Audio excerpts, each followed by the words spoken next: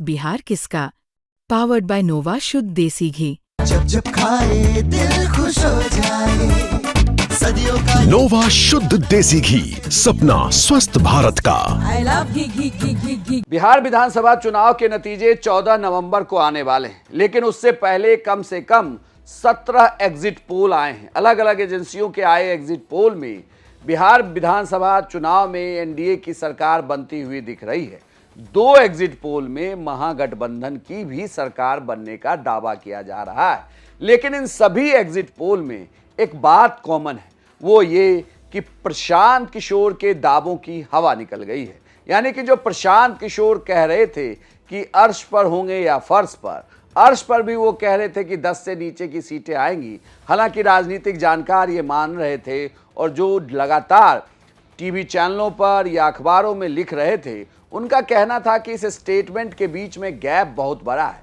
प्रशांत किशोर दावे तो कर रहे हैं, लेकिन क्या सीटें निकल पाएंगी या नहीं, और प्रभाव कितना बड़ा होगा।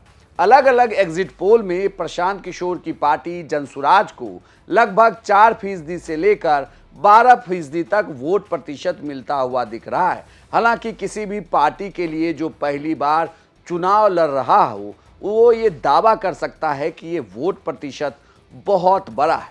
लेकिन सीटों की संख्या की बात करें, यानी कि 12% भी अगर आप वोट लेते हैं, तो क्या आप सीटें निकाल पा रहे हैं? तो उसमें ये कहा जा रहा है कि ये मुश्किल है।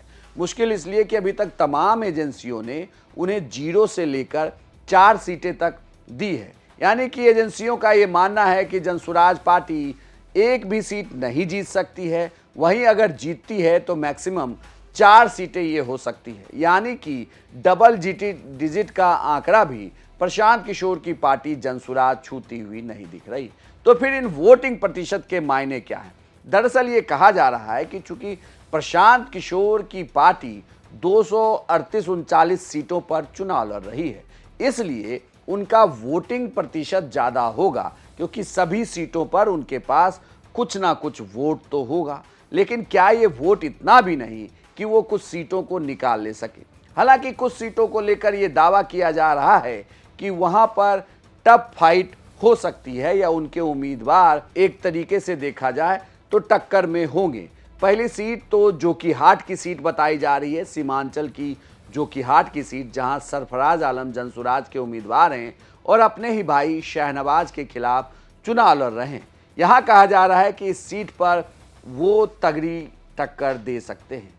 इसके अलावा चर्चा कुम्हरार की सीट को लेकर भी है, जहां केसी सिन्हा मशहूर प्रोफेसर रहे हैं, किताब लिखी है उन्होंने, उनके भी नाम की चर्चा है कि वो भी टक्कर दे सकते हैं। इसके अलावा 2 और उम्मीदवारों को लेकर कहा जा रहा है कि रेस में वो होंगे। लेकिन बड़ी बात ये कि जो प्रशांत किशोर बार बार ये दावा करते रहे, क्या वो बिहार की नब्ज टटोलने में कहीं छूट गए हैं, या वो बिहार की नब्ज नहीं पकड़ पाए?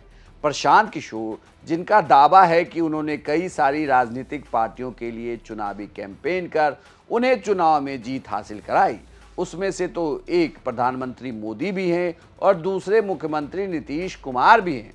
तो क्या जब वही मुख्यमंत्री नीतीश कुमार के लिए कैंपेन करके वो अगर उनकी सरकार बनवा सकते हैं, तो फिर जब उन्होंने अपनी पार्टी बनाई, 3 साल तक लगातार वो सड़कों पे रहे, तो एग्जिट पोल के नतीजे इस तरीके से क्यों बता रहे हैं?